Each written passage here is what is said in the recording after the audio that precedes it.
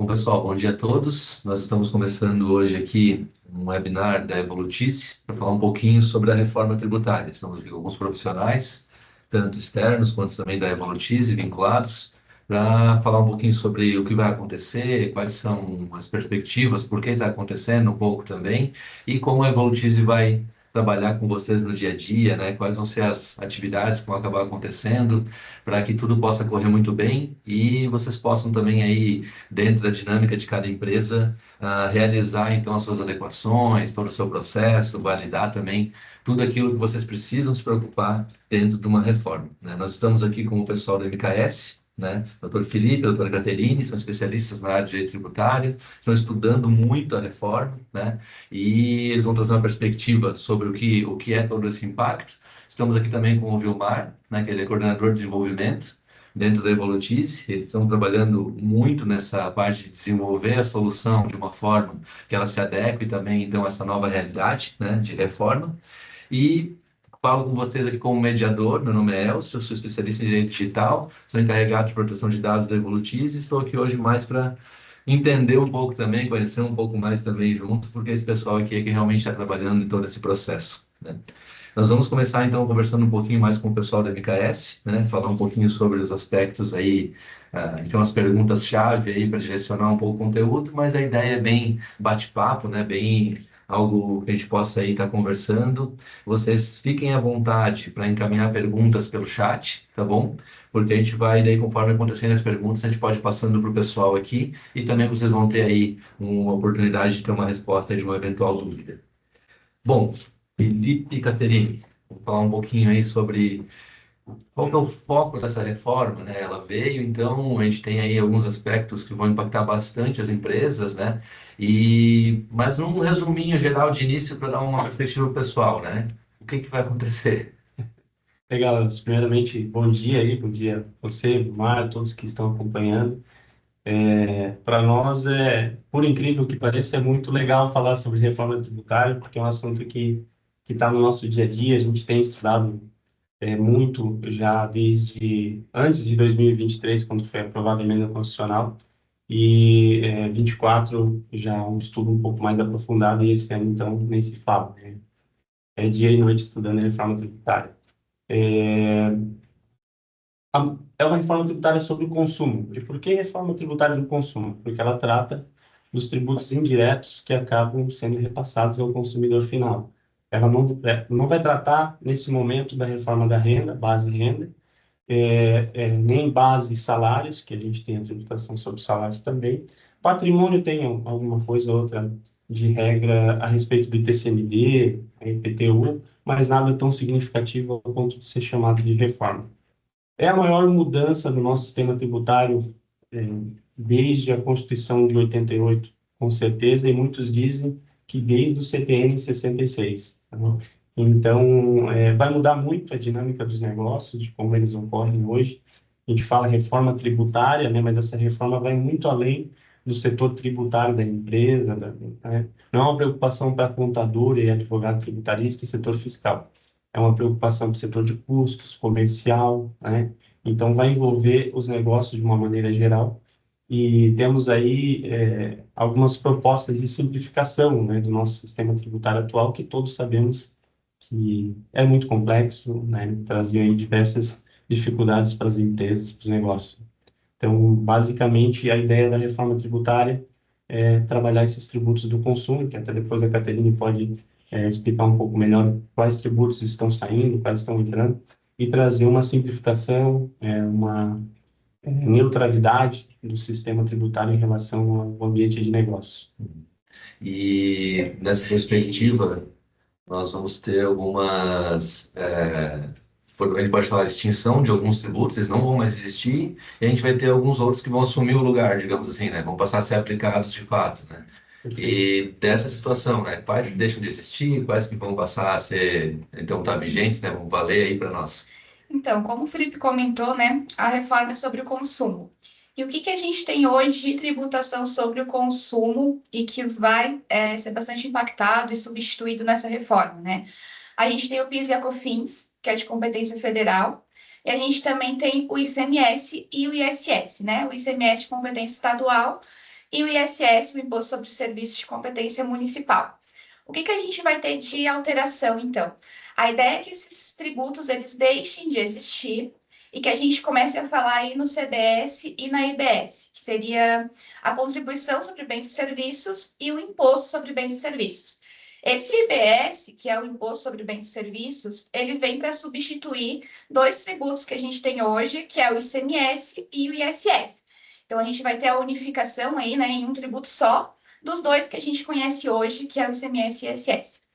E a CBS, ela vem, então, para substituir o que a gente tem hoje de PIS e COFINS de competência federal, né? O grande desafio aí do IBS é justamente esse, né? A ideia é que ele unifique aí os dois tributos que a gente tem hoje, que são de competências diferentes. Então, talvez o grande desafio aí para essa reforma é justamente fazer encaixar esse novo tributo quando se tem uma questão de competência de entes federados ali no meio, né? Em contrapartida, a CBS é mais fácil, porque hoje a gente já trata muito o PIS e a COFINS de forma igual, né? Eles têm as regras bem parecidas, então fica um pouco mais fácil a substituição. Mas, em linhas gerais, é basicamente isso que a gente vai deixar de existir, né? Que vai deixar de existir com a reforma e vai passar aí a gente começar a falar e a entender melhor, né? CBS. E assim, nessa dinâmica, né, a gente tem direcionamentos, né, quando se fala dos entes federados, né, então tenta ouvir um pouco mais para o pessoal. O que que significa essa dinâmica entre os entes federados? Os estados que vão discutir, nacional e estadual, como é que é essa Legal. parte, assim? O IBS, ele é um IVA, né? A gente instituiu, a reforma instituiu um IVA dual, que é Imposto sobre Valor Adicionado. E é dual por quê? Porque uma parte que é a CBS, que é de competência da União, Receita Federal, né, que vai fazer gestão, e o IBS dos estados e municípios. Como é que vai funcionar essa gestão pelos estados e municípios? Vai ter um comitê gestor do IBS, que está em fase de instituição, já tem um pré-comitê gestor trabalhando nessas normas regulamentares, né, para a operacionalização do sistema, mas ele ainda não está totalmente constituído. O PLP 108, que está aguardando deliberação no Congresso, ele vai tratar ali dos detalhes da constituição do comitê gestor e toda gestão tributária, né, por parte dos estados e municípios dentro desse comitê gestor. Existe uma tendência de a gente ter ainda essas coisas que a gente tinha até então, né? Um estado eu vou ter essa situação, nesse estado eu vou ter outra, e eu vou ter que ficar trabalhando de lá para cá, ou é uma coisa que ainda vai ser discutida, talvez? Uma questão interessante, e até para tentar responder a tua pergunta, é a questão das alíquotas, né? Porque qual que é a ideia? No início, muito se falou que a reforma tributária ia tirar a autonomia dos estados, dos municípios, que eles não iam mais ter essa autonomia de fixar as alíquotas, né? Porque hoje a gente tem o ISS, cada município fixa a sua alíquota para um serviço específico, enfim. A tendência com a reforma tributária era que essas alíquotas elas fossem um padrão, né? Um padrão nacional. Só que, talvez até para conseguir fazer passar essa reforma, a lei complementar ela traz a possibilidade de os estados e dos municípios fixarem as suas próprias alíquotas, mas um pouquinho a mais ou um pouquinho a menos de uma alíquota padrão. Essa alíquota padrão ela ainda não foi fixada, ela vai ser fixada, a ideia é que seja fixada pelo Senado, e que se tenha como base essa alíquota padrão, né? Então, hoje a gente já tem nos municípios, né? Cada município tem uma alíquota de ISS diferente, então. Nada impede que cada município tenha também uma alíquota própria, que vai se juntar com a alíquota do Estado e vai formar o IBS. Né? Isso pode acontecer. Então, essa diferença de alíquota entre entes pode acontecer. Só que a gente até entende que a tendência é que a maioria dos municípios e estados sigam um padrão nacional, até porque, assim, é difícil, né? Um município, até municípios menores, fixarem suas próprias alíquotas, porque talvez nem tenham estrutura, né, para chegar numa alíquota, né? Hoje, poucos municípios, a gente tem 5.700 municípios, eu não lembro exatamente, é 5.000 e pouco. Poucos desses têm uma administração tributária minimamente organizada, estruturada, né, para fazer. Geralmente, eles acabam replicando a legislação federal, né, que tem parametrizando aí os tributos municipais. Então, nessa linha que a Caterina comentou, provavelmente deve ser seguida ali a alíquota padrão. Mas complementando um pouco aí a resposta, a gente tem hoje, com a reforma tributária, tributos incidentes sobre bens e serviços. E não vai ter, o município ele vai ter lá na ponta a autonomia para fixar sua própria alíquota, mas ele não, essa alíquota, inclusive, vai servir para todas as operações com bens e serviços daquele município. Não vai ter alíquotas diferentes para diferentes operações. Teria uma coisa mais, Isso mais tem- isonômica, assim, mas é igual para tudo. Igual, ele vai fixar a alíquota, mas serve para todas as operações que são destinadas àquele município, né? Agora a gente tem a tributação no destino e não mais onde na origem, né? Isso é uma grande revolução aí e é o que deve causar um maior impacto na dinâmica dos negócios, de como eles estão estruturados hoje, né? Então, enfim, a gente acredita que com esse modelo, após o período de transição, aí deve trazer uma simplificação bem interessante. E isso entra na questão ali, a gente vai ver, considerando a questão, o que, que seria, então, talvez exemplos, alguma coisa assim para o pessoal, assim, o fato gerador, que vai fazer com que a pessoa tenha que, então, fazer, startar todo o processo. É, Qual seria esse momento ali, para o pessoal entender um pouco? assim, comentou ali, né? A grande diferença aí com a reforma tributária é talvez tentar simplificar o nosso sistema. E hoje a gente tem tributos muito diferentes entre eles, né? A gente tem o ICMS, que é sobre a transição, né? A gente tem o ISS, que é sobre serviço, a gente tem o PIS e a COFINS, todos eles têm uma característica muito diferente. Com a reforma tributária, isso vai mudar, porque o CBS e a IBS, eles vão incidir na mesma operação. Então, assim, ó, incidir o CBS vai puxar o IBS também. Os dois vão incidir sempre juntos. E eles sempre vão incidir quando tiver operações com bens e serviços.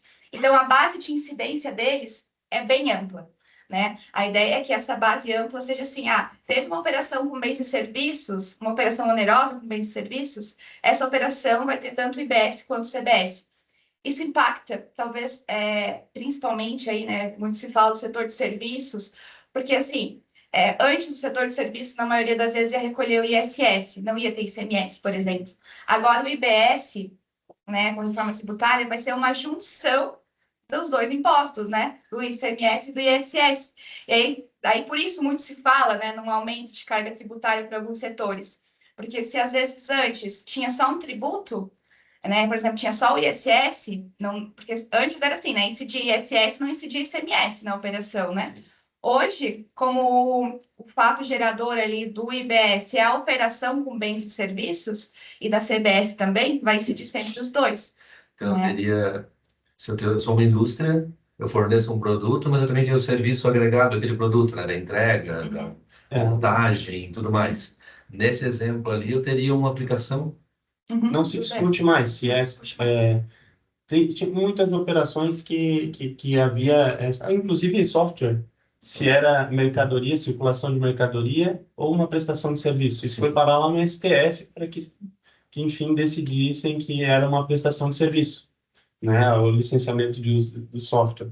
Então, haviam muitos embates, né, isso é serviço ou é circulação de mercadorias entre estados e municípios, né? A industrialização por encomenda, eu tenho uma empresa, eu compro os insumos e mando para outra empresa industrializar e voltar para mim. Isso é serviço ou é ICMS? Isso tudo gerou muita discussão, muito embate no judiciário, e agora com o IBS está resolvido. É base ampla. Se não for serviço, vai ser operação com bens, e se não for bem, vai ser serviço. E aplica o IBS. O IBS. E o bom é que a CBS tem a mesma base de incidência, né? Então, Isso gera um pouquinho mais de segurança para o pessoal, porque antes tu ficava inseguro sobre o que Muito. aplicar e agora você não tem mais segurança. Você vai aplicar o IBS e deu, você sabe que está certo. É mais ou menos essa. exatamente. Gera segurança e diminui discussões judiciais também, né? Como o Felipe comentou, né? Discutir. O PIS e a COFINS, hoje, acho que são os tributos aí que mais geram litígio, né, e discussões sobre a questão dos créditos, não atividade, base de cálculo, né, até, não só para os contribuintes é ruim esse sistema complexo que temos hoje, mas também para o próprio governo, para o próprio fisco, porque um exemplo da base de cálculo do PIS e da COFINS teve a tese do século, né, a exclusão do ICMS da base de cálculo do PIS e da COFINS. Então, teve que o judiciário decidir se o ICMS entrava ou não nessa base de cálculo. E isso gerou um impacto aí bilionário nos cofres da União, né? Acho que é mais de 300 bilhões, as apurações feitas, de impacto que, né, enfim, ao longo dos anos, esse tributo foi sendo incluído na base de cálculo de outros tributos federais, do PIS e da COFINS, e sobrou para algum governo pagar essa conta, né? Então, isso tudo é muito ruim também para a própria estrutura administrativa, né? E o legal da lei complementar, né, agora de 2025, é que ela já traz o que vai incidir ou não, né, o que vai incluir ou não na base de cálculo. Então, por exemplo, se vai incluir na própria base de cálculo essa questão, ou outro tributo vai incluir na base de cálculo, isso já está definido na lei, né? Então, a ideia é que ficou claro. Então, assim, talvez até por conta desse impacto, dessa tese tão, né, assim, efetiva, né, que realmente deu resultado para os contribuintes, mas que para a União acabou sendo um rombo, né? A gente consegue perceber que o legislador tomou cuidado, né, em deixar bem claro que entra na base de cálculo. Esse é um ponto bastante interessante, porque também muda a dinâmica com o que se faz hoje o faturamento. As empresas vão ter que aprender a calcular um preço sem os tributos e mostrar destacado, ó, aqui está o tributo dessa operação e aqui está o preço que eu estou te cobrando, né? E hoje não, é nota fiscal, todos os tributos estão ali incluídos no preço e a base de cálculo, inclusive. Para quem recebe, vai ficar mais claro o que é o produto que ela está pagando mesmo, o que é o imposto ali dele. E agora, já indo para uma outra parte, assim, né? O pessoal está falando muito, né? Vai acreditar, não vai acreditar, vai fazendo... O que é esse vai acreditar, vai somar, vai acumular, vai... O que é esse processo todo que seria aí né, um contraponto, né, na reforma para ter alguns benefícios, provavelmente?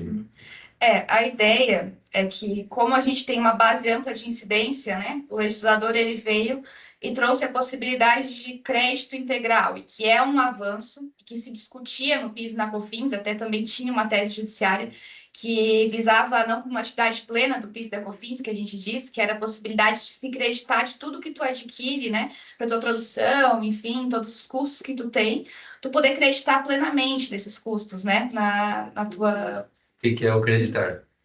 É que, como são tributos não cumulativos, tem a não cumulatividade, né? E o próprio nome do tributo diz que é valor adicionado. Cada operação vai tributar só sobre o seu valor adicionado. Adquirir um produto, esse produto vai ter ali um destaque de imposto, esse imposto eu vou pagar, e na verdade é uma mudança de mentalidade, porque esse imposto que eu estou pagando é meu, adquirente. Eu vou pegar esse imposto e vou deixar ali na minha contabilidade para depois, quando eu vender o meu produto, aproveitar esse imposto que é meu e compensar. Nas Compensar, próximas. né? Exatamente. Porque senão vai ficando imposto sobre imposto na cadeia inteira. Então, Sim, você agrega aquele imposto, deixa ele lá frente, se aplica sobre aquele imposto de Isso, novo. e aí vai sendo cumulativo, né? E a Sim. ideia da não quantidade é que tu consiga se creditar, então recuperar aquilo que tu já pagou na próxima cadeia, né? E uma mudança, uma E aí- evolução muito interessante é que agora esse cálculo dos tributos é por fora. Antes a gente tinha o ICMS, por exemplo, ele compunha a própria base. Então, não, a alíquota aqui, a carga aqui é 17%. Não, mas na verdade é 20 e poucos por cento, porque o ICMS era calculado sobre ele mesmo. Agora é tudo por fora. Então, isso traz uma simplificação, uma transparência. Isso significa que se tem uma operação de valor X, por exemplo, a alíquota que for fixada sobre aquela operação, né? Não existe mais colocar um por dentro do outro e que acaba sendo uma loucura ali na contabilidade mesmo, né? E sobre a questão da não coletividade, então, isso é um avanço, na verdade, né? Essa questão de tu conseguir se creditar de tudo que tu adquire. Que, por exemplo, hoje, as empresas, elas não conseguem creditar de honorários de advogado, de contador, por exemplo, e isso, com a reforma tributária, acaba viabilizando, né? Esses créditos de serviços e de insumos utilizados na sua atividade, né? Porque no final das contas, tu precisa daquilo para tua atividade acontecer, não tem como fugir disso, faz parte do teu... Tinha uma aplicação muito restritiva, assim, desse conceito de insumos, né? O IPI tem uma regra, conceito de insumos, o ICMS é mais ou menos parecido com o IPI, PIS e COFINS totalmente diferente, e aí isso foi parar lá no STJ para firmar um entendimento, pacificar, mas na verdade não pacificaram nada. Então, continua uma baderna. Agora, tudo que é faturado para mim, que não é considerado de uso e consumo pessoal, e aí tem lá na legislação quais são esses itens de uso e consumo pessoal, eu posso tomar crédito, né? Então vai ficar muito claro para o empresário. Eu estou aqui, eu sei o que eu já posso fazer com muito mais certeza do que antes. A ideia é que ele saiba o que ele vai pagar e o que ele vai conseguir acreditar e o que ele vai conseguir compensar ali, né? Acho que E trazer uma clareza um pouco maior nesse sentido. avanço. Um desafio da não cumulatividade, e aí quem está acompanhando um pouco mais a reforma tributária está muito preocupado com isso, empresários, é que o crédito agora desse tributo, ele não é mais com a emissão da nota fiscal do meu fornecedor para mim. Eu tenho esse valor tem que ter sido recolhido, tem que ter sido pago esse tributo, ou por mim, adquirente, através do split payment, ou até um pagamento pelo próprio adquirente, que ainda estão por ser regulamentados, né? Ou pelo fornecedor na sua apuração. Então, há uma preocupação, nossa, mas agora, então, eu vou ter que fiscalizar o meu fornecedor para ver se ele recolheu o tributo para poder acreditar.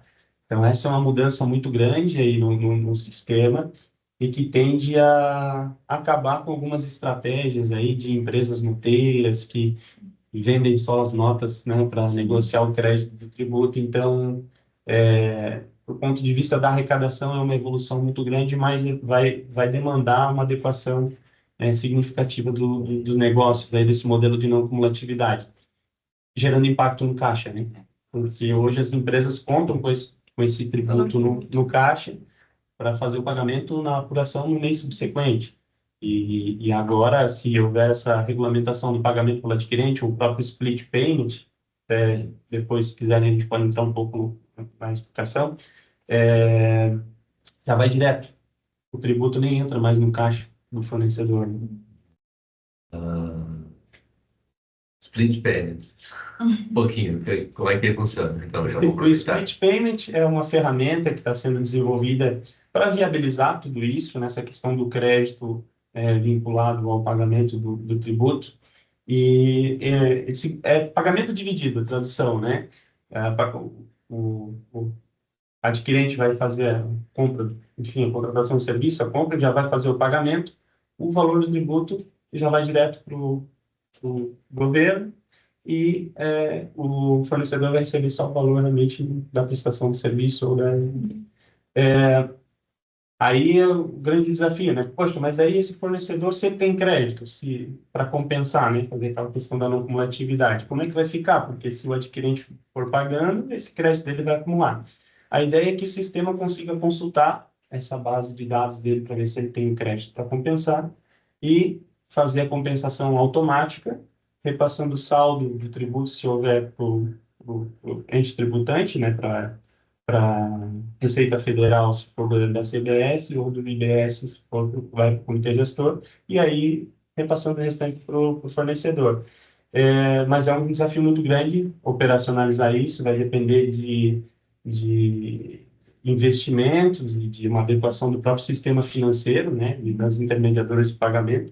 Então, tem outras modalidades também, tem o split offline, que aí eles não vão fazer imediato a receita em comitê gestor, já vai explicar o valor do tributo é 30 e o valor do produto ou serviço é 70. Então, explica o 30, vai 70, e aí depois, em 3 dias, o comitê gestor do IBS e a Receita vão ver se tinha crédito para compensação e já vão devolver eventual valor do fornecedor.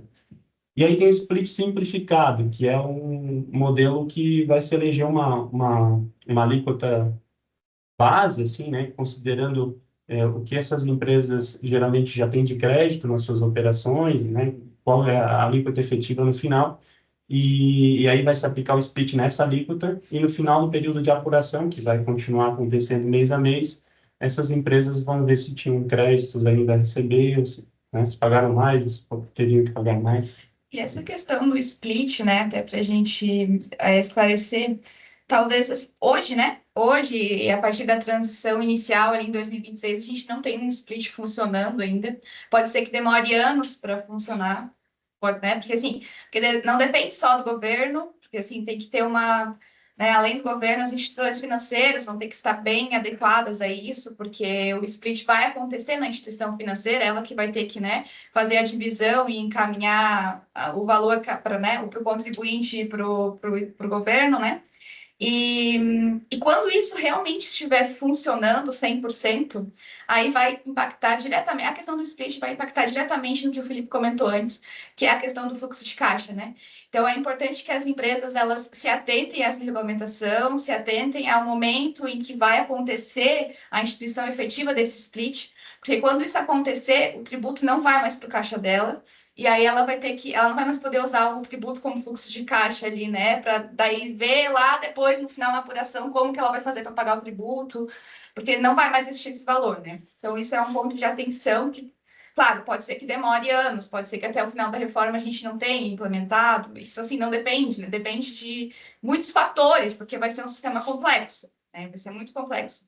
Então, assim, mas precisa ficar atento, né? Para organizar a sua atividade desde já, para quando ter o corte com o split não ser impactado tão, né, de forma bruta. Assim. Precisar os contratos ali, né?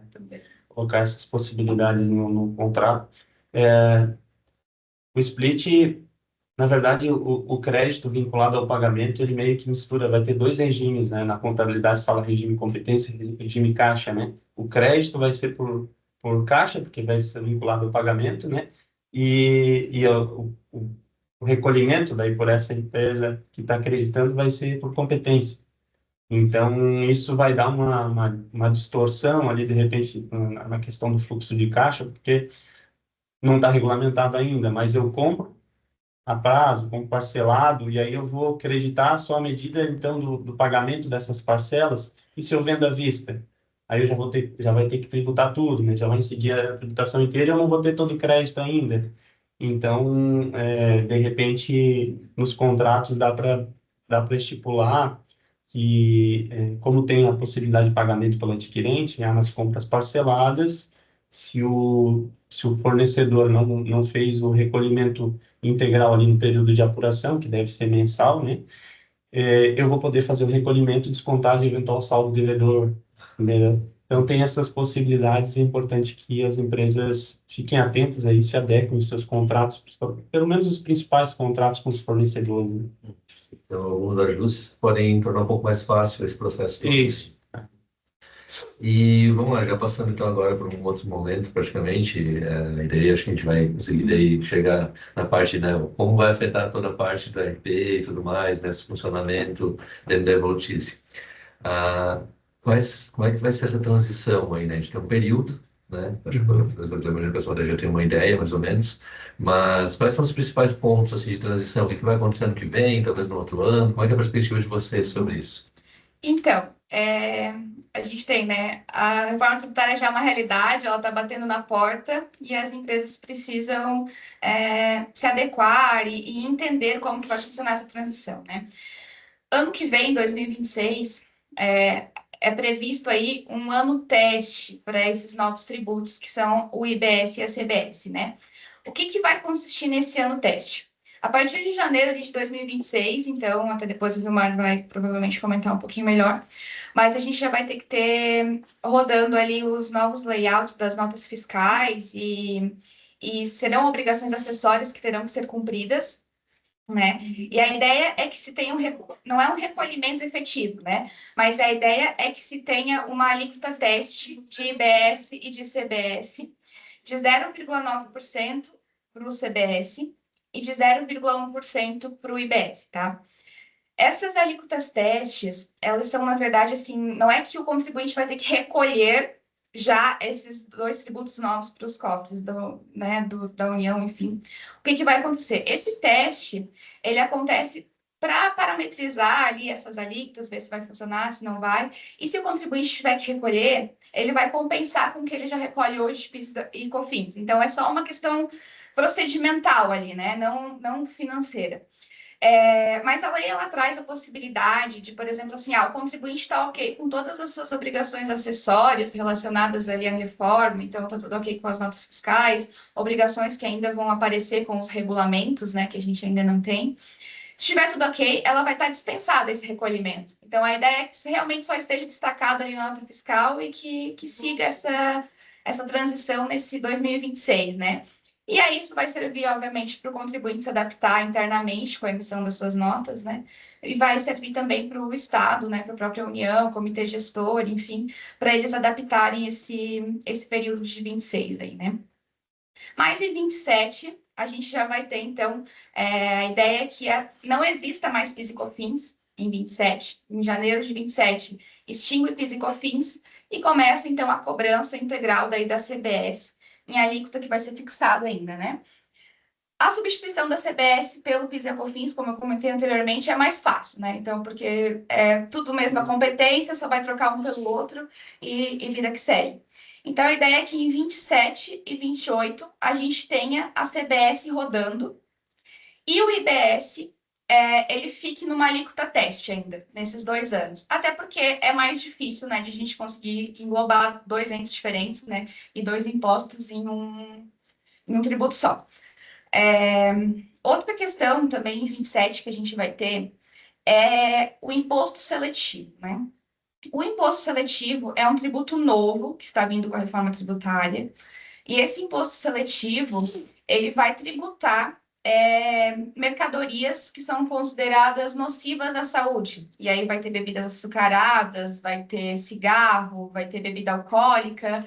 É um imposto extrafiscal, que a gente diz, né? Meio que para tributar mais o que é considerado nocivo à saúde.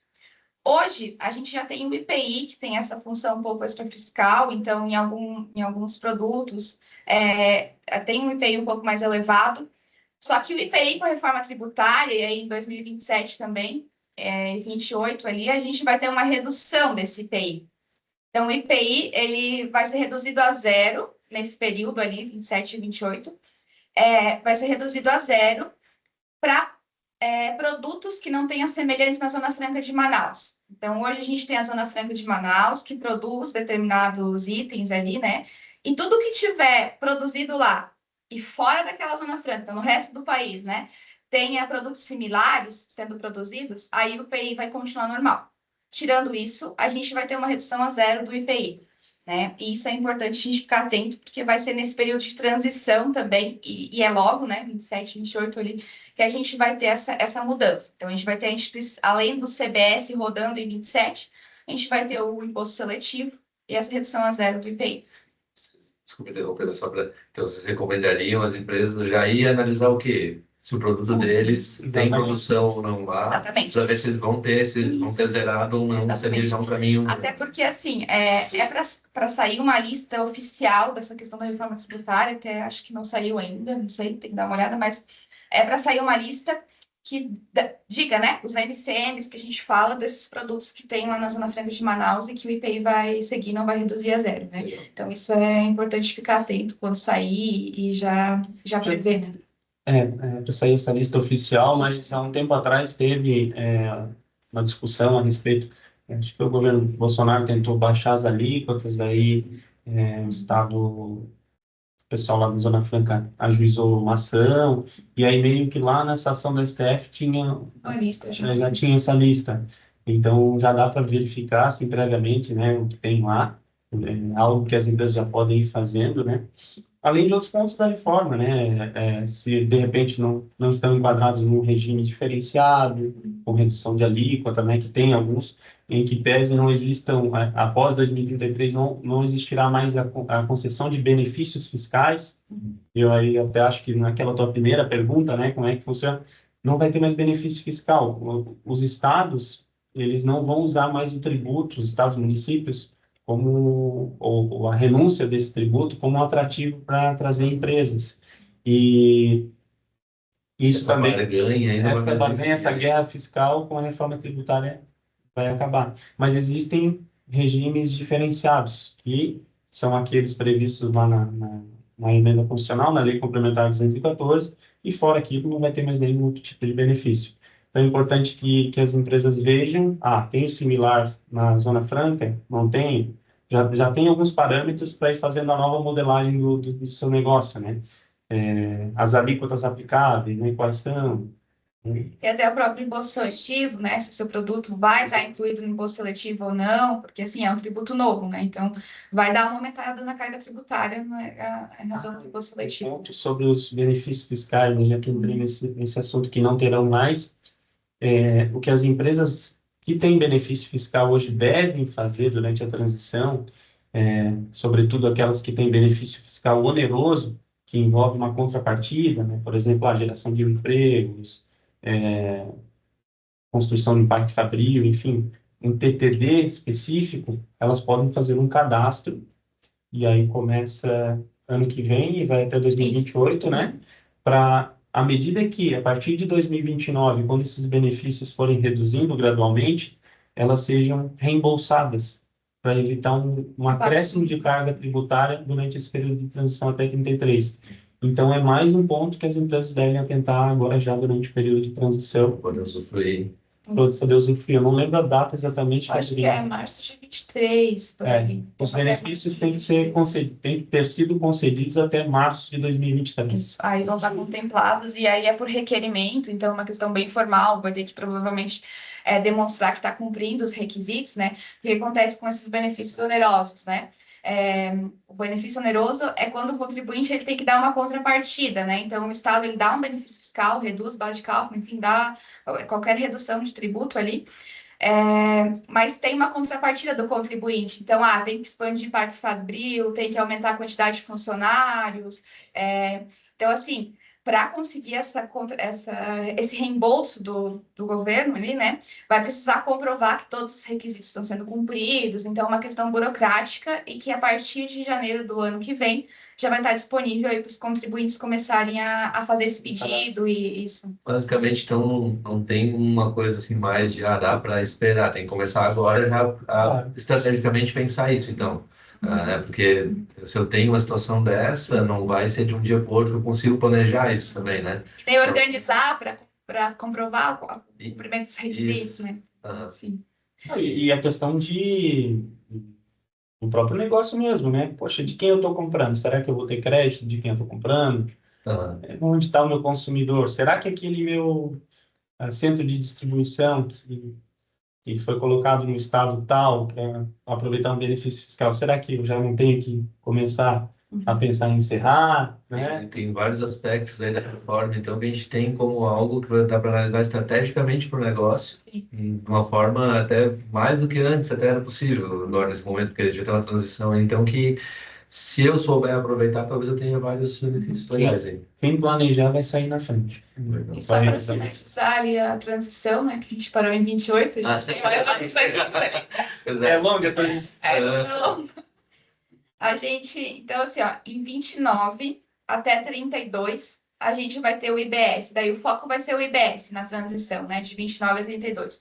E aí, gradativamente, né, vai diminuindo o ICMS, o ISS que tem hoje, e vai aumentando o IBS nesse período, né, de 29 a 32. E por que o Felipe comentou os benefícios fiscais, né?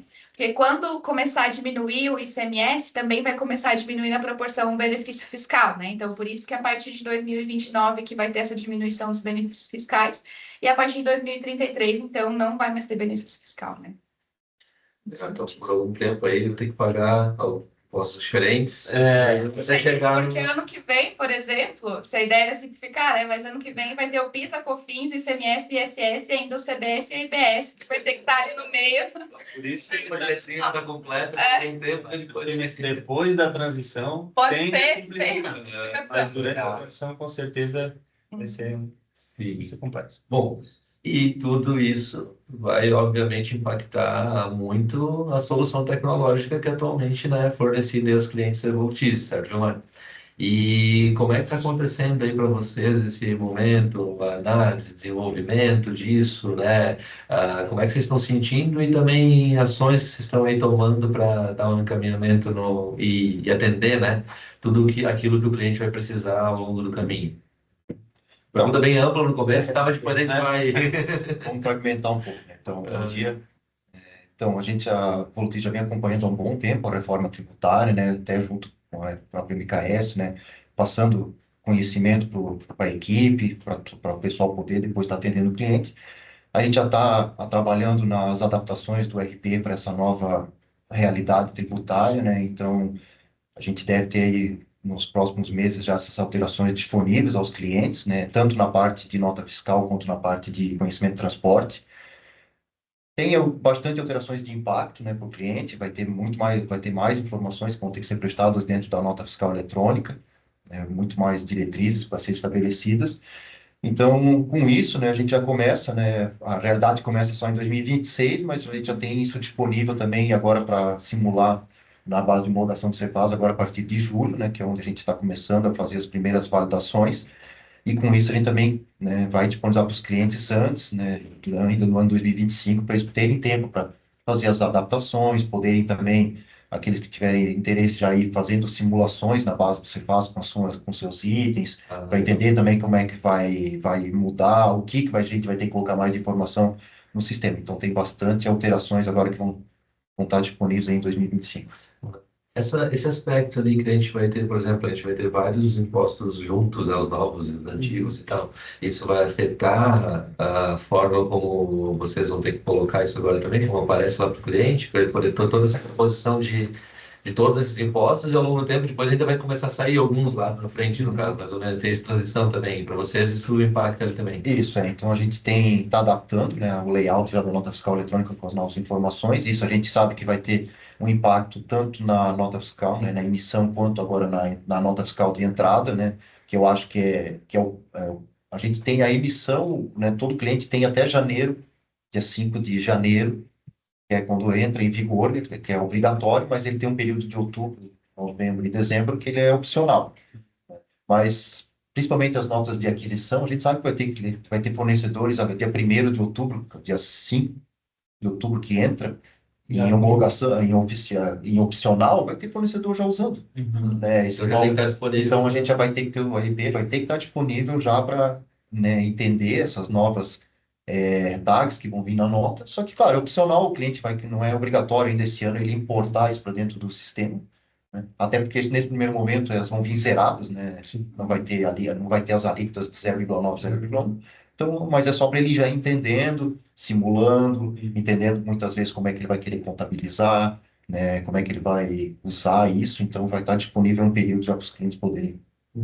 Existe uma questão também assim do cliente definir então lá com o jurídico, o contador dele uma estratégia e também alinhar e trazendo isso para vocês ali, né? Isso é uma dinâmica que é importante acontecer agora, né? Uma situação assim que é muito importante. Hoje a gente vem trabalhando em cima da reforma, a gente vem buscando as informações, estamos estudando isso tudo para entender como é que o RP tem que se comportar com essa gestão tributária, mas também é muito importante o cliente, né, buscar junto com a sua contabilidade, com a sua assessoria, né, o seu negócio, como é que vai ser impactado, né? A gente está seguindo tudo que está vindo na legislação, né, nessa reforma, mas ela é gigante, ela tem muitos pontos a serem avaliados e a gente também tem uma gama de clientes grandes no Brasil, de vários ramos, né, segmentos de negócio, e cada um vai ter que também, né, fazer, né, buscar e entender se o seu negócio vai ser impactado, se vai ter alguma situação muito específica que vai ter que ser tratada e trazer isso junto para a Evolutize para a gente conversar, discutir e ver se, né, dentro da realidade do que a gente já desenvolveu vai estar vai ser atendido, né? Porque tem muitas questões de negócios diferentes que a gente tem que abraçar com essa reforma tributária. Trabalha várias mãos agora para poder ir fazendo acontecer, Isso, né? é um trabalho de todos nós, né? A união.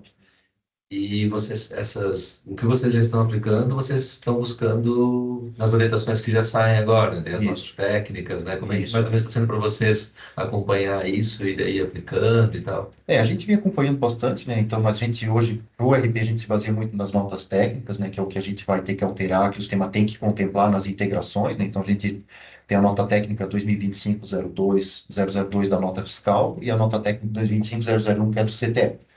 Então, a gente vem acompanhando essas mudanças ali, e mais o que a gente vê, né, nos noticiários, na internet, né, buscando outras informações, outros canais também para entender, porque, assim, é uma junção, né, porque o que que a nossa equipe vai ter que estar preparada, né, para entender e passar para o nosso cliente como vai funcionar dentro do nosso RP aquela dinâmica nova de trabalho, como é que vai funcionar o cálculo, onde é que vai jogar, mas, vamos dizer, a gente está um conhecimento, vamos dizer, geral, né, da reforma do que a URP vai fazer. O conhecimento específico do negócio, né, daquela área dele, o cliente vai ter que Por nos exemplo, trazer, né?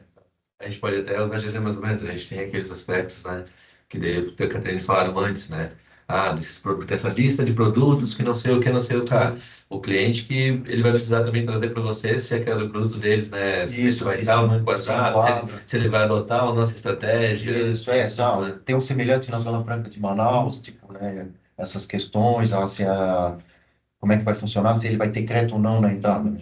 A gente vai estar preparado para auxiliar o cliente naquilo, como eu faço, né, Para registrar. para registrar, Mas a né? Se eu informação. passo assim, A, B ou C, é o cliente, né, que traz a regra dele, até porque tem muitos entendimentos que são diferentes, como a gente já tem hoje, né? Talvez de questões, então cada um tem a sua gestão fiscal que tem que estar por dentro dessas novas regulamentações. E se a gente fosse colocar assim numa ordem mais cronológica agora assim, né? Quais são os passos que vocês vão passar com os clientes agora ao longo desse período, assim, momentos chave talvez que vocês vão ter agora, assim. Então, a gente já vem trabalhando nos ajustes, né? Então, agora no final de julho, né, a gente vai ter a liberação da primeira versão com os dados já da reforma tributária para a nota fiscal eletrônica, tanto emissão quanto entrada, né? Então, o build que vai sair agora no final de julho, a nova versão, vai ter isso já disponível, que aí os clientes que tiverem interesse já podem começar a atualização e usar em modo de homologação, né? Não podem demitir, mandar esses dados oficiais, né, que o Cepaz vai rejeitar a emissão das notas, né? Mas vão estar disponíveis já para quem quiser fazer uma homologação, começar a fazer algumas simulações, né? E aí esses clientes têm, né, de primeiro começo de outubro entra em modo daí opcional já no Cepaz de produção, então eles poderiam a partir de outubro já habilitar esses novos impostos zerados, né, para emissão. E no mês subsequente, então agosto, a gente vai fazer a liberação do pacote do CTE, né, para os clientes que emitem ainda conhecimento de transporte pelo nosso sistema e também para a entrada de CTE. Então vão ser duas etapas, né, uma primeira para a nota fiscal e a segunda para a CTE. Então a expectativa até agosto a gente está tudo já liberado para assim os clientes também terem tempo de se adaptar, de fazer as atualizações, né, do sistema para a partir de outubro tá com isso disponível. Bacana, perfeito. A gente tem alguma pergunta no Tem chat? MDBR. Ah, que aqui não apareceu. Vocês poderiam falar para nós? A partir de 2026, o arquivo XML já deverá sair com os campos da CBS e IBS sem o recolhimento, quando a Evolutis vai disponibilizar o sistema para testes. A partir de julho. Final de julho vai estar disponível a primeira versão. Tá. Como ficam as ações fiscais judiciais de créditos tributários federais que estão em andamento, que não foi julgada, que poderá sair sua sentença após o início da reforma? Como será a forma de usar esses créditos? Poxa, essa Pergunta boa. Então, a reforma prevê, e isso vai ser tratado basicamente como crédito acumulado, eu acredito, ao final do período, né? Ele vai poder ser compensado normalmente com a CBS, ou, por exemplo, ela tem um crédito de PIS e COFINS, ou Está sendo enfim, discutido, né? tributo federal, né, como um todo. Eu tenho um crédito de tributo federal, no final ali do período de transição, eu vou poder compensar a CBS com esse tributo federal. Que a compensação da CBS continua o que a gente tem hoje de PIS e COFINS, né? Não vai mudar. Então, se tu tem crédito de PIS e COFINS, por exemplo, tu vai poder compensar com a CBS depois, porque é a mesma competência, né? Então, assim, tem uma ação judicial que está discutindo a exclusão de alguma coisa, por exemplo, tem a exclusão do ISS da base de cálculo do PIS da COFINS, né? Um exemplo de uma tese que não foi julgada ainda, né? Se for julgado procedente para o contribuinte desses créditos, provavelmente vai poder compensar com a CBS, porque continua sendo a mesma situação, né? É interessante, 27 começa a CBS, extingue o PIS e COFINS. Só que a partir de 27, tanto a Receita pode ainda, tem 5 anos para buscar um PIS e COFINS retroativo, e o contribuinte, depois da decisão judicial, ele pode habilitar esse crédito, que vai ser, passou 5 anos, automaticamente convertido em CBS, e vai poder fazer compensação cruzada. Tem os mecanismos de conseguir nesse Sim, não deve ter vai prejuízo. perder, Eu encontrei as perguntas aqui agora no chat, então posso fazer com vocês também. Tem mais uma pergunta que é como ficam os créditos federais que já estão sendo compensados, né, hoje, e que haverá saldo para compensar após a reforma tributária, pois todos possuem trânsito em julgado, habilitados pela Receita Federal.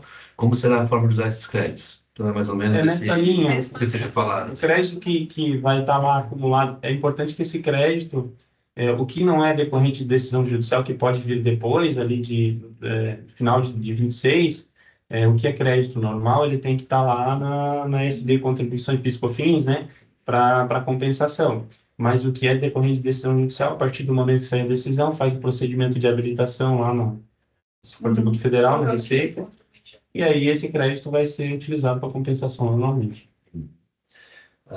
Também tem uma outra pergunta aqui da Luana. Fiquei na dúvida na questão do IPI do produto, comparando com a Zona Franca de Manaus. Se o meu produto for produzido lá, serei isento do IPI ou terei IPI? Terá IPI. Terá IPI, né? Aí não vai ter a redução da alíquota, né? Mantém a alíquota normal. Tranquilo. E daí, se não for produzido lá, daí você Então, tira a matéria e você pode... É um benefício para o pessoal que está na Zona Franca poder Exatamente. manter uma... Essa foi a ideia, de não acabar com a Zona Franca de Manaus. Porque senão eles não têm as vantagens. Não seria vantagem. Beleza. Pessoal, pode continuar perguntando ali, tá? Bem tranquilo. Fiquem à vontade. Deixa eu ir no chat agora. É que eu tenho duas, tem o local de perguntas e o local do chat. O pessoal está fazendo pergunta nos dois, mas tanto faz. A gente vai olhando aqui, vai dando certo, tá, pessoal? Oi? Isso, tem mais uma perguntinha, a gente já... caso meu fornecedor não pague o imposto, como proceder?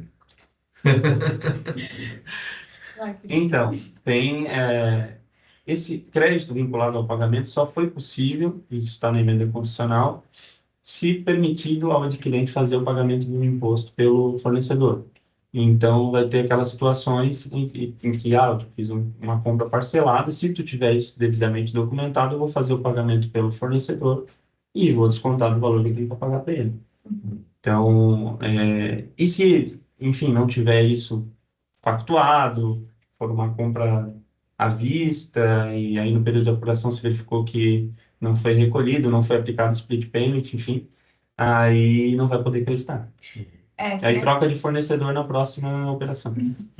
E tem aquela questão do pagamento pelo próprio adquirente ali, né? Que pode ser um escape para essa questão de daqui a pouco, meu fornecedor não pagou. A lei permite que você mesmo recolha e credite, né? Se você quer o crédito, você consegue antecipar o recolhimento e recolher pelo outro, né? E aí só é importante deixar claro que, assim, ó, enquanto não estiver instituído e regulamentado efetivamente, porque hoje a gente tem uma lei complementar que fala dessas possibilidades, né? Mas ainda vai vir um regulamento. Enquanto isso não acontecer, então não regulamentar ali o pagamento pelo adquirente ou o split payment, o crédito vai continuar vinculado à nota fiscal. Tá? Então, isso está expresso na legislação e é importante para, às vezes, a gente não se apavorar, né? Porque, a partir de, sei lá, 27 já vai ser assim. Não, vai ter que acompanhar a transição e ver como é que vai ser o regulamento. Porque se não tiver regulamentado o pagamento pelo adquirente ou o split payment, vai continuar o crédito vinculado à nota fiscal, que é o que a gente tem. Agora, é até importante, porque são modalidades de extinção do débito tributário, né, instituídas agora pela reforma, acrescentando ao que a gente tinha lá no artigo 156 do CTN, né? E lá nesse artigo 156 do Código Tributário Nacional já tinha uma modalidade de extinção do crédito tributário que é a transação tributária. Muitos já devem ter ouvido falar, que é agora uma espécie de acordo feito com o fisco para parcelar os tributos, né? Essa possibilidade de extinção, como é agora o split payment, o pagamento pelo adquirente, já tinha no nosso Código Tributário Nacional desde 66 e foi regulamentado agora em 21. Então, talvez o desafio do split payment, desse pagamento, da operacionalização desse pagamento pelo adquirente, não seja tão grande quanto a transação tributária, porque envolvia ali questão de interesse, de interesse público e tal. Mas vai ter um desafio também, pode demorar até essa implementação. Pessoal, vou voltar um pouquinho aqui, tem mais algumas perguntas ali no chat, mas a gente já vai trazer aqui para o pessoal, tá? Eu quero voltar aqui para a gente poder também, né, ter uma finalização, a gente fica só nas perguntas. Vilmar, mais algum aspecto que é importante, assim, considerando a relação de vocês agora com o cliente, as atividades que vocês vão fazer, entendes aqui para trazer para nós?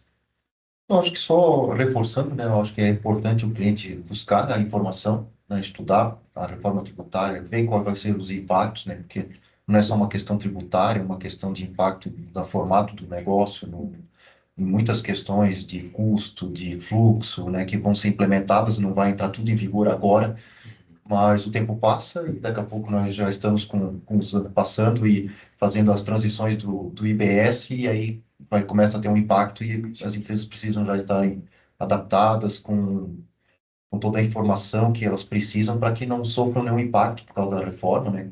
Inicialmente vem para facilitar, mas toda mudança traz algumas situações que têm que ser estudadas, então buscar estudar e bastante isso, conversar, e a gente está disponível para conversar, para discutir, para entender o que elas podem ter de situações específicas por causa do seu ramo de negócio, então entrar em contato, para a gente estar conversando, buscando, né, entendendo o que a gente pode fazer, né, a gente está trabalhando em cima disso, né, a gente está treinando a equipe, a gente está alterando o RP, estamos investindo em tecnologia de inteligência artificial para facilitar o atendimento, para poder ter uma informação mais rápida, e a gente é um trabalho em conjunto, né? A gente está aí fornecendo o RP dentro daquilo que exige, e o cliente tem que fazer, né, o que é da competência dele, ver tudo que ele precisa e também nos trazer, ajudar, né, a construir essa mudança, trazendo o que é específico dele, né, o que ele precisa, o que ele vai necessitar do negócio dele para todo mundo ter a transição aí de uma melhor forma possível. Aproveitando então, para as meninas colocaram aqui na tela para nós, né? Fala um pouquinho então sobre a EVA aí para nós.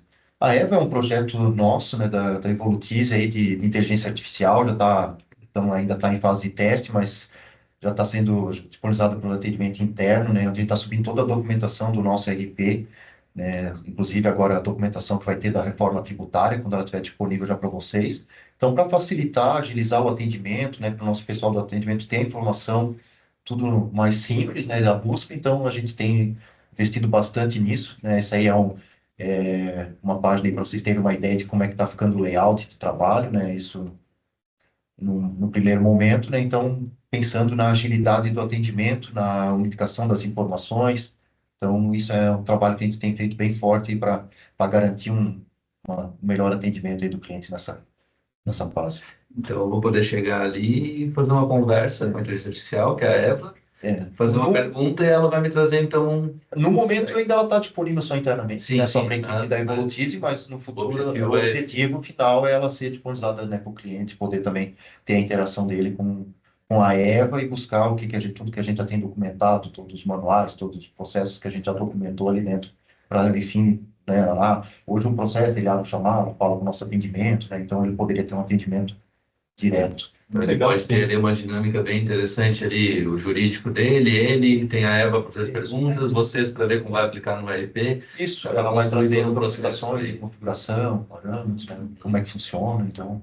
porque a ideia é que ela vai estar alimentada, então, com Isso. tudo que existe aí Com no tudo que é nosso atualizado. Isso. Perfeito, ótimo, 100%. Bom, pessoal, a gente vai passar aqui agora, então, tem mais algumas perguntas, tá? E daí a gente vai encerrar. Eu acredito que vocês, tá? Vamos lá. Como vai ficar a questão do DIFAL na venda para não contribuinte? Acabou de Não falar. vai mais existir de fato. Não tem mais, porque o DIFAL é o diferencial da alíquota do estado de origem para o estado de destino, né? Agora, como a tributação vai considerar só no destino, o DIFAL... Esse é... O ISS no âmbito de prefeituras, sendo serviço tomado ou prestado, não tem a ver com o IBS? Sim, na verdade, o ISS vai virar o IBS. Independente público, privado, isso. Depende. Não tem essa questão. O IBS, A tributação vai ter sempre no destino, a gente ainda tem, né, essa questão de é no local da prestação ou é no local do estabelecimento prestador. Agora o IBS vai considerar sempre a alíquota do destino, né? A soma da alíquota municipal com estadual. Isso, seja operações privadas ou públicas, o ISS não vai mais existir, né? Vai sempre ser considerado o É IBS. uma aplicação padrão. É padrão. E tem uma última pergunta aqui que vocês responderam um pouco antes, mas para retomar aqui, só para deixar bem claro, quem possui de crédito de ICMS acumulado, como proceder? E daí eles perguntaram, né, também complementando, né? O PIS e COFINS. O crédito, acho que a gente falou um pouco mais do PIS, COFINS, que é do ICMS, né? Mas a questão do crédito acumulado é interessante, aquela questão dos 240 meses, né? Esse é um ponto O que negativo. acontece? O ICMS acumulado, o que acontece com o IBS? Na verdade, vamos começar pelo começo, né? O IBS, a gente não vai mais existir a possibilidade de transferência de crédito, que é o que a gente tem hoje. Por exemplo, assim, o ICMS tem muito crédito acumulado, a pessoa pode vender para outra empresa, né? Vende, e vende com deságio, geralmente, faz essa transferência de crédito. Com o IBS, isso não vai mais existir. Aí, o que acontece? Vai poder pedir a restituição Vai poder pedir a restituição em se tiver crédito acumulado. 180 dias. Isso, né? Então é diferente do que tem hoje, porque eles simplesmente ficam com crédito lá e vão liberando migalhas, né? Então, agora tu vai conseguir ganhar o dinheiro de volta, né? E não vai mais precisar ser deságio isso. Só que o que acontece, né? A gente tem hoje o ICMS também, que muitas empresas têm crédito acumulado de ICMS. No período de transição, então até a gente chegar lá em 2032, que é o fim da transição, o ICMS vai poder ser normalmente, tá? Vai poder, Esse vai crédito vai continuar do jeito que está normal. lá. Deve ser utilizado. Só que quando chegar lá em 2032, aí as empresas precisam ficar bem atentas, porque quem tiver saldo acumulado de crédito de ICMS, não vai mais poder compensar com o IBS daí. Vai receber esse crédito em 240 meses. E isso é muito tempo. Então, assim, a empresa precisa ficar ciente que nesse período de transição vai continuar o que já tem hoje, vai poder utilizar os créditos, enfim. Quando chegar no fim da transição, ela só tem que cuidar para não ter muito crédito acumulado, porque senão ela vai receber em 240 meses. Acho que até vai ser possível compensar, mas também tem que seguir a regra de 240 meses. É importante que as empresas façam um pedido de homologação desse crédito. Às vezes está acumulado, mas não tem a homologação da Fazenda Estadual. Então vai ter que fazer esse regime. E se for crédito acumulado de PIS e COFINS, daí, esses créditos vão poder ser utilizados normalmente com a CBS, porque daí, como é a mesma, não vai ter. O ponto dos créditos, lembrei agora, que é muito interessante, as empresas precisam ficar de olho nisso. A empresa que estava no regime cumulativo, lucro presumido do PIS e da COFINS, e que, portanto, não tomou crédito nas suas entradas, agora, na transição, ela vai poder apurar o crédito em relação ao estoque, a maquinário, vai poder apurar esse crédito para depois compensar com a CBS em 27. Então, 26 deve fazer esse inventário aí do estoque, né? Apurar esse crédito para depois, quando vender o produto, né? Ou prestar o serviço, tenha esse crédito para compensar, né? Então, é um ponto bem importante. Uma atividade que ele já pode ir pensando sobre fazer, executar, deixar prontinho e ter isso tudo certo. Legal, perfeito. Só confirmando aqui, né? Então, o ISS será chamado IBS no Brasil inteiro, terá uma regra única, está correto? Isso. Seja transporte ou serviço ou o que for. Exatamente Isso, Denise. Essa é a ideia. Bom, pessoal, deu o nosso tempo aqui, né? Passar rápido, né? Conversando e tal. Quando ver, foi. Vocês todos aqui, né, que estão aqui acompanhando, ou que vão assistir depois aqui o webinar, podem vir, né, à Evolutice, né, buscar referências, conversar sobre. O time do MKS também vai estar disponível para conversar com o jurídico de vocês, o contador de vocês, ou diretamente com vocês também, né?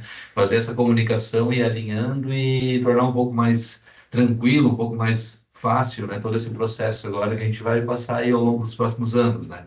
Então, fiquem à vontade, né, para procurar o pessoal da Evolutice, né, ver os canais oficiais, né, que existem já de contato normal no dia a dia.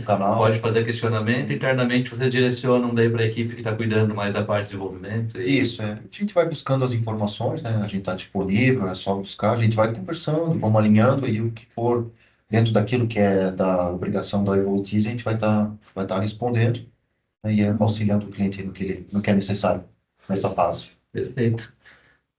E nós, no final, como você comentou, a gente fica à disposição aí, né, de quem quiser saber mais sobre a reforma tributária, vamos dar todo o suporte, né, jurídico aí nas mudanças para a Evolutice, como sempre, né, nossa parceria de longa data.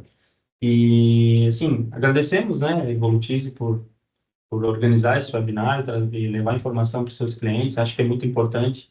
É um período que gera muitas dúvidas e quem não está com dúvida tá mal informado nesse momento. E esse tipo de iniciativa, né, de compartilhar informação é muito válido nesse momento. Trazer um pouco mais de segurança para os clientes. Perfeito. Tá certo. Muito obrigado, pessoal, que acompanhou.